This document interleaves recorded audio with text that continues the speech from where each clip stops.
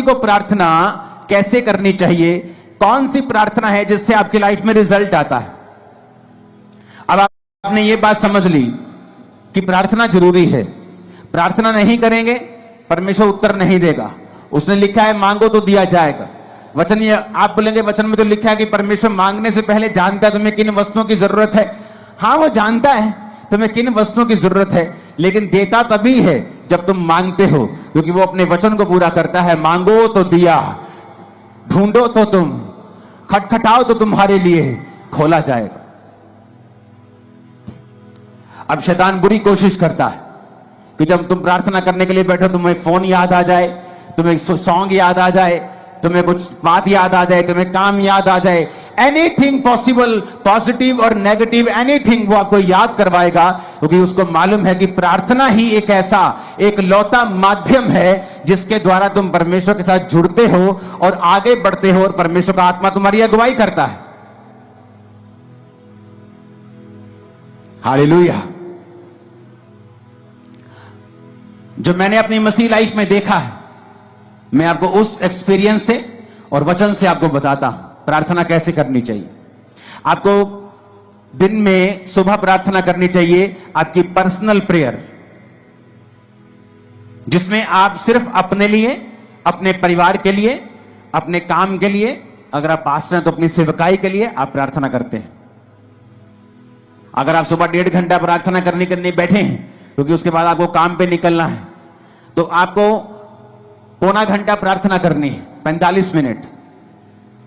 आधा घंटा आप वचन पढ़ें और बाकी का 15 मिनट आप वचन को खोलें और अपनी लाइफ के मुताबिक, मान लीजिए एक विश्वासी बीमार है, वो नीति वचन को निकाले 3 को, वो यशाया 54 को, वो भजन संहिता 103 को, वो इस तरह के वचन निकाले जहां परमेश्वर ने आपको शारीरिक चंगाई की वायदा किया है।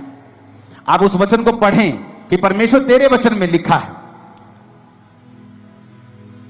जिस तरह जब मुझे रोग था तो मैं परमेश्वर को बोलता था कि प्रभु तेरे वचन में लिखा है भजन संहिता में कि तू मुझे दीर्घ आयु से तृप्त करेगा, तो मैं प्रभु से बात करता था, लड़ता था, जैसे फाइट करते हैं। किससे? वचन से। इमोशनल फाइट नहीं, उसका कोई फायदा नहीं। वचन से फाइट करना। परमेश्वर कहता है वचन से अपने प्रमाण मुझे दो, सबूत दो मुझे, क्यों मैं तुम्हें चंगा करूं, क्यों तुझे बच्चा दूं, क्यों ब्लेस करूं, सबूत दो। क्या है सबूत? सबूत वचन है। तो प्रभु से मैं बोलता था प्रभु तेरे वचन में लिखा है कि तू मुझे दीर्घ आयु से तृप्त करेगा, तो क्या इस रोग के साथ मैं दीर्घ आयु जी सकता हूं? अगर जी सकता हूं तो ये दीर्घ आयु किस काम की होगी अगर मैं सारी उम्र रोगी रहूंगा? तो मैं इस तरह से प्रभु के साथ फाइट करता था कि प्रभु तेरे वचन में लिखा है कि तू मुझे दीर्घ आयु से तृप्त करेगा। एक टेस्टिमनी को मैं पढ़ रहा था, एक सिस्टर की, आज बहुत सारी जबरदस्त गवाहियां आपने सुनी, तारीफ करो सब गवाहियों के लिए। तो मैं गवाही जब सुन रहा था तो एक सिस्टर थी जिसने वचन सुना, और वचन सुनने के बाद उसने रोज वचन के बीच से प्रार्थना करनी शुरू कर दी। तो हुआ क्या था, उसके यूट्रस में बीमारी थी, उसको बेबी नहीं, हस्बैंड में भी रोग था, बेबी नहीं हो सकता था। लेकिन उसे यह मालूम हुआ कि वचन के बीच से अगर मैं प्रार्थना करूंगी, प्रभु को उसके वायदे याद करवाऊंगी, तो ये परमेश्वर संभव है। उसने प्रार्थना करनी शुरू कर दी वचन से कि प्रभु तेरे वचन में लिखा है कि धर्मी का वंश बचाया जाएगा। मेरा वंश कहां है? क्या मैं धर्मी नहीं हूं? मैं तुझ पे विश्वास करती हूं तो मैं एक धर्मी हूं। प्रभु तेरे वचन में लिखा हुआ है कि तू बांझ को घर में लड़कों का आनंद करने वाली माता बनाता है। प्रभु तेरे वचन में लिखा हुआ है कि तू हमें फलवंत करेगा। प्रभु तूने आदम को कहा था be fruitful and be multiply. बिना बच्चे के मैं मल्टीप्लाई कैसे हो सकती हूं? तो उसने रोज क्या किया, वचन के बीच से प्रभु को प्रार्थना करनी शुरू कर दी। 2-3-4 साल कुछ नहीं हुआ, कोई फर्क नहीं, लेकिन उसकी बॉडी थोड़ी अच्छी हो गई, लाइफ अच्छी हो गई, वो चलती रही चलती रही चलती रही। उसको शायद पीरियड भी नहीं आते थे, पता नहीं चलता था कि बेबी प्रेगनेंसी है कि नहीं है, क्योंकि बहुत सारी कॉम्प्लिकेशंस थी। एक दिन अचानक अपने रेगुलर डॉक्टर से जब चेकअप करवाने के लिए गई, वो 2nd मंथ की प्रेग्नेंट थी और परमेश्वर ने उसको एक बेटा दिया। उसके बाद परमेश्वर ने उसको एक बेटी दी, दोनों जीवित हैं।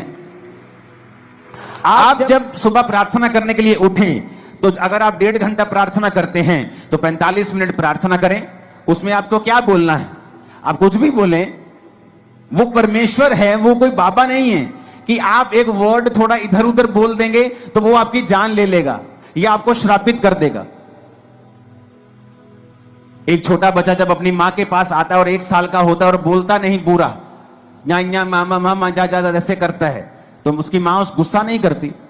उसकी मां पहचान लेती है इसको क्या चाहिए, इसको दूध चाहिए, इसको खाना चाहिए, इसको दाल का पानी चाहिए, इसको वॉशरूम आया, वो पहचान लेती है। आपका पिता भी ऐसा है, आपका हेवनली फादर भी ऐसा है। जब आप 45 मिनट प्रार्थना में बैठेंगे तो उसका थैंक्स करें, उसकी वर्शिप करें, उसको शुक्र कहें, सब बातों के लिए उसका थैंक्स करें, आप उसके साथ बात करें। वो आपका पिता है, वो बाबा नहीं कि आपको मार देगा। आपको 2 चीजें गलत पढ़ देंगे तो वो आपको कत्ल कर देगा या आपको श्रापित कर देगा, ऐसा नहीं है। लेकिन वो ऐसा परमेश्वर भी है जो ये कहता है कि अपना प्रमाण मुझे दो, जो ये चाहता है कि उसके बच्चे एक्टिव रीति से ये जाने कि वचन में क्या लिखा है और वचन में कौन सी चीजें हैं, क्या अधिकार हैं हमारे पास वचन के बीच से जो हमें इस्तेमाल करने हैं। तो जब आप सुबह प्रार्थना करने के लिए 45 मिनट उठे और आपने प्रार्थना की, आपने थैंक्स किया, आपने वर्शिप की, आपने प्रभु का थैंक्स किया, 45 मिनट हो गए, आपने आधा घंटा बाइबल पढ़ी, अब अगले 15 मिनट आधा घंटा बड़ा इंपॉर्टेंट है। उसमें क्या करना है, वचन निकालना है जो आपकी लाइफ से संबंधित है। आपको हीलिंग चाहिए, हीलिंग के वचन निकालें। आपको बच्चा चाहिए, उस बच्चे के वचन निकालें। जहां परमेश्वर ने आपको वंश आशीषित करने का आपको वायदा किया है, परमेश्वर ने कहा वो व्यक्ति जो परमेश्वर की इच्छाओं पर चलेगा और उससे उसका डर मानेगा, परमेश्वर उसको उसी मार्ग पे चलाएगा जिससे वो प्रसन्न होता है, उसका वंश पृथ्वी पर पराक्रमी होगा। तो परमेश्वर कहते तुम्हारे बच्चे जो होंगे पृथ्वी के ऊपर पराक्रमी होंगे, बड़े बड़े काम करने वाले होंगे, डरपोक बच्चे नहीं होंगे।